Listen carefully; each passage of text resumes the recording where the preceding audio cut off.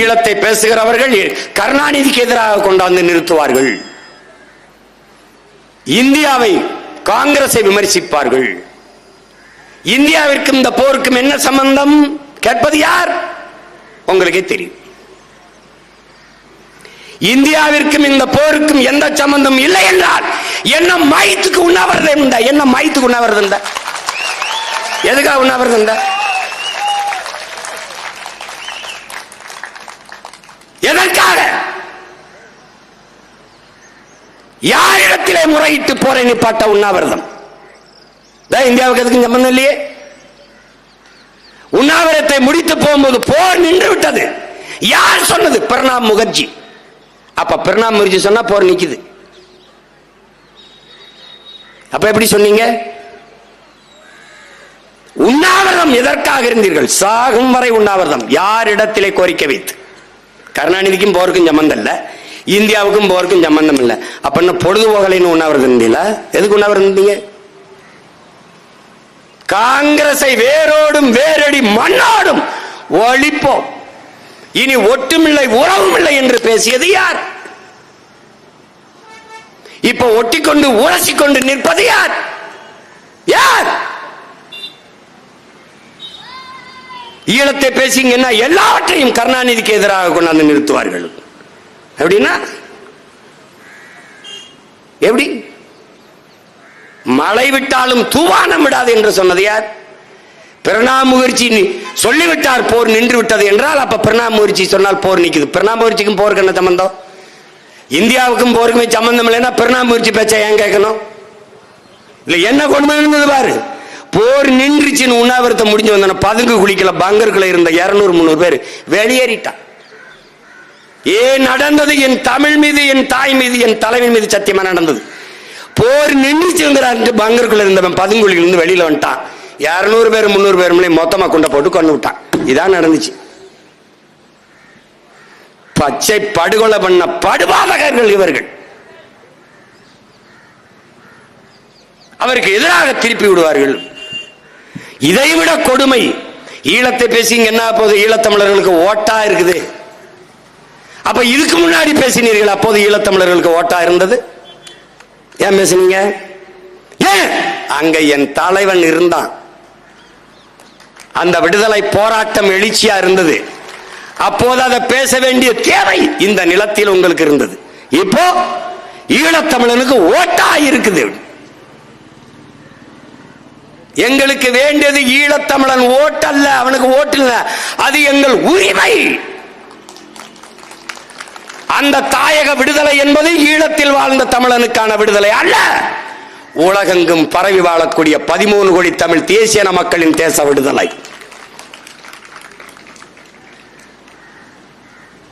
அது தெரியாதா உங்களுக்கு? ஈழம் எங்களுக்கு வாக்கா, ஈழம் எங்களுக்கு ஓட்டா, எங்கள் உரிமை. ஈழம் என்பது 3 எழுத்து சொல்லல்ல, எம் உயிர், எம் மூச்சு. 50,000 ஆண்டுகளுக்கு மூத்த தமிழ் தேசிய பேரினத்தின் விடுதலை என்கிற பெரும் கனவு. அத போய் பேசி என்ன ஆகுது? வேணாம். ஈழத்தை பேசுவான், பிரபாகரனை பேசுவான், தமிழர் என்று பேசுவான். அதனால சீமானுக்கு ஓட்டு போடக்கூடாது என்றால் அந்த நிலையை பெருமையோடு இந்த மகன் இந்த நிலத்தில் எதிர்கொள்வேன்.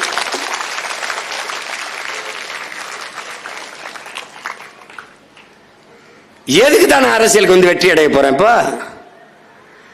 வெற்றி அடைஞ்சு என்ன செய்ய போறேன்? அதிகாரத்தில் உட்கார்ந்தவன அடுத்த அடி அங்கதான்டா பாய்வேன், அங்கதான் போவேன். நான் ஒரு சின்ன விளையாட்டுக்கு ஏதோ போயிட்டுப்பா, ஏதோ போயிட்டுப்பா, விளையாட்டுக்கு போயிட்டுப்பான்னு. டே, இன்னைக்கும் சொல்றேன்டா, நான் வந்து முதலமைச்சர் நாற்காலியில் உட்கார்ந்தவன என் மீனவனை தொட்டா சொல்றா பாக்குறேன், கைவினர் சொல்றா பாக்குறாங்க. பார்க்க சொல்லு. இவர் எப்படிங்க வெல்லுவாரு?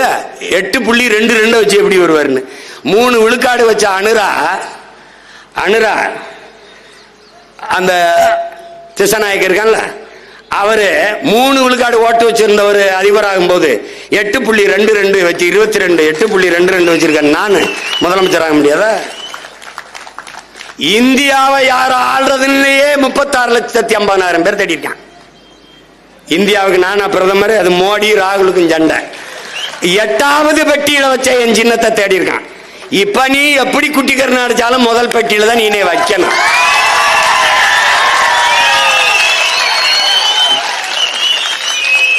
விவசாயினா சீமான், சீமான்னா விவசாயி. அதுலயும் உனக்கு குழப்பம் வரும்னு மூஞ்சிய ஏன் மூஞ்சிதான் அது சீமான போட்டுருவான். நீ ஒன்னும் பண்ண முடியாது. என்ன வேண்டிட்டேன், உங்களை கொன்றுட்டேன், கதை முடியும். இந்த லஞ்சம் வாங்குறது, ஊழல் செய்யறது, மழையை குடையிறது, மண்ணல்றது, இன்னது செய்வேன்னு தெரியாது பாத்துக்க. இதே மாதிரி என் பிள்ளைகளை எப்படி மூடி போச்சிருக்கான் பாரு, இதே மாதிரி நீ தோண்டின குழியில போட்டு மூடிடுவேன். அதே பொக்குழி, அதே குழி, அவ்வளவுதான். நீ அதுக்கு பின்னாடி பாருங்க இந்த அக்கிரமம் சொல்லிட்டு தானே செய்யறேன். என்ன சாட்டா உனக்கு உனக்கு குவாரி, ஒரு குவாரி ஓனர் ஆபீஸ் ரூமுக்குள்ள வாங்க இருங்க, உங்களுக்கு இருக்கு. ஏன்னா எங்களை எல்லாம் என்ன பார்த்தா தெரியுது. இப்படி உன்னைய அன்பு தம்பி தங்கைகளை அறிஞ்சுக்கணும். நீ அடிமை, நான் அடிமை, நாம் அடிமைகள். நமக்கென்று ஒன்னும் இல்ல. நீ எல்லாவற்றை இழந்து நிற்கிறாய்.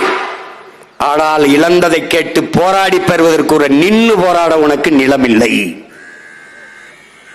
ஆசிரியர் பெருமக்களா, அறிவார்ந்தவன் வீதியில நிக்கிறான், ஒண்ணும் மனம் இல்ல. ஜாக்டோஜியோ போராடுறான், வீதியில் நிக்கிறான். போக்குவரத்து தொழிலாளன் வீதியில நிக்கிறான். வீடு தேடி அரசு, ரோடு தேடி மக்கள் போராடுறதுக்கு 13 லட்சம் பேர் தமிழ்நாடு தேர்வாணையத்தில் தேர்வு எழுதுறான். ஒருத்தனுக்கு வேலை இல்ல. நீ என்ன பண்ணுவ சீமான்? 13 லட்சம் பேர் இல்லடா, எல்லா பேருக்கும் அரசு வேலை கொடுப்பான்டா. பிரபாகரன் மகன் கொடுப்ப எல்லா பேருக்கும் அரசு வேலை. No Uber, Ola, no Swiggy, Zomato, stop it. யாரா அந்த முதலாளி? யாரா சொல்ற? சுகி சுமோட்டோ ஓனர் யாரா சொல்ற? முதலாளி யாரா தெரியும். ஊபர் ஓலா தெரியாது. என்னென்ன வித்த காட்டுவேன் மட்டும் பாரு. 6 மாசம் கழிச்சு இந்த பாரு, நானும் தூங்குறதெல்லாம் அந்த எவனையும் தூங்க விடுறதில்ல. பார்த்துட்டே இருக்கு, எவனையும் தூங்க மாட்டேன். இன்னைக்கு இதை முடிச்சேன்னு நினைக்கிறியா? அப்புறம் பனையேற போவேன், அங்கே போவேன். அப்புறம் தேவேந்திர குல வேளாளர் எங்களை பட்டியல இருந்து வெளியேற்றான்னு போடுவேன். அப்புறம் மாடை ஓட்டிக்கிட்டு மலை மேல போவேன். பாரா நீ பாரு என்னென்ன சேட்டன் பாரு பாரு. அப்ப திருப்பி டிஎன்பிசி தமிழ்நாடு தேர்வான எழுதாம இருக்கான்ல, அவனுக்கு ஒரு போராட்டத்தை போடுவேன். அப்புறம் துப்புரவு தொழிலாளிக்கு ஒரு போராட்டம் போடுறேன். எனக்கு தூக்கம் வரல, உங்களையும் தூங்க விடுறதா இல்ல, விடுறதா இல்ல. கண்ண முன்னா வரும் இந்த படம், கண்ண முன்னா கதறல் வரும். கண்ணை மூடி தனியா இருந்தால் ராணுவ முகாமுக்குள்ளே என் தம்பி பாலச்சந்திரன், எங்கள் அன்பு மகன் வெறுமேலோட அப்படி போறபடி ஏக்கமா எங்களை பார்த்தது ஞாபகம் வரும். நீ இப்படித்தான் கற்பனை செய்யணும். நீ நல்ல தன்மானமிக்க தமிழ் மகன், தமிழச்சி பிள்ளை, மாறில பால் குடிச்ச பிள்ளைகள் இப்படிதான் யோசிக்கணும். நம்ம தங்கையை வன்புணர்வு செய்தார்கள், அது செய்தி அல்ல. 11 பேர் மாறி மாறி வன்புணர்வு செய்யும் போது நம் தங்கை எப்படி யோசிப்பால்? இத்தனை ஓடிமான தமிழ் மக்கள், என் உடன் பிறந்தார்கள், என் அண்ணன் தம்பிகள், என் சித்தப்பன் பெரியப்பன்மார்கள், என் தாத்தா பாட்டிமார்கள், மானத்திற்காக உயிரை விட்ட இனக்கூட்டமே, இப்படி சிங்கள நாய்கள் என் மானத்தை கெடுக்கிறார்களே, தடுக்க ஒருவரும் இல்லையா என்று எண்ணிருப்பாளா இல்லையா? அந்த நேரத்தில் அவள் என்ன ஓட்டம், அவள் மன ஓட்டம், அவள் சிந்தனை எப்படி இருந்திருக்கும் என்பதை எண்ணி பார்த்தால் நீ தூங்கிட்டினா அதுக்கப்புறம் பேசுற.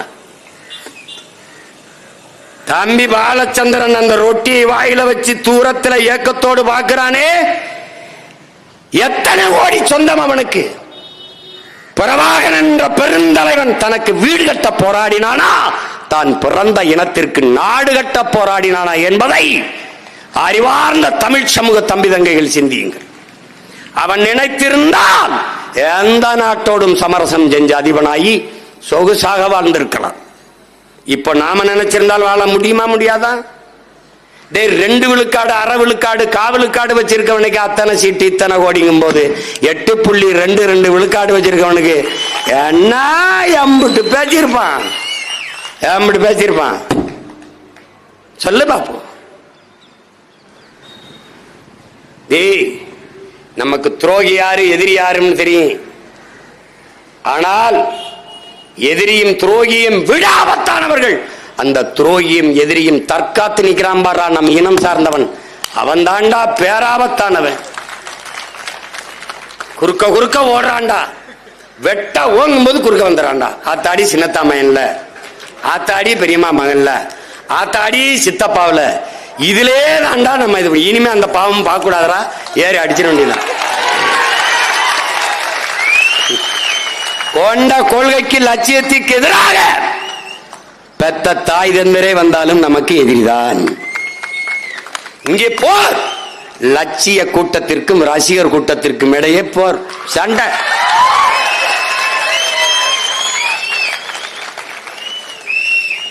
தமிழ் தேசியனத்தின் உரிமை விடுதலை என்ற புனித கனவை, உயர்ந்த லட்சியத்தை கொண்டிருக்கிற சித்தாந்தமா சினிமாவா? இதாண்டா சண்டை.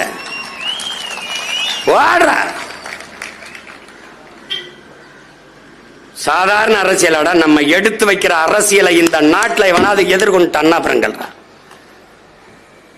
சும்மா என்ன சொல்லிட்டே இருக்க, நீயே பயந்துருவா, என்னையா இந்த வருத்து வராப்ல அப்படின்னு கொலை வெறியில் இருக்கேன் நான். தம்பி, எல்லா வேதனைக்கும் ஒரே மருந்துதான் சாதனை தான். இதைத்தான் அறிவாசான அம்பேத்கர் எல்லா துன்பப்பூட்டுக்கும் ஒரே சாவிதாண்டா, ஆட்சி அதிகாரம். அதிகாரத்தை பிடி, பிறகு அடி. இதை உள்வாங்கிக் கொண்டு களத்தில் நிக்கணும்.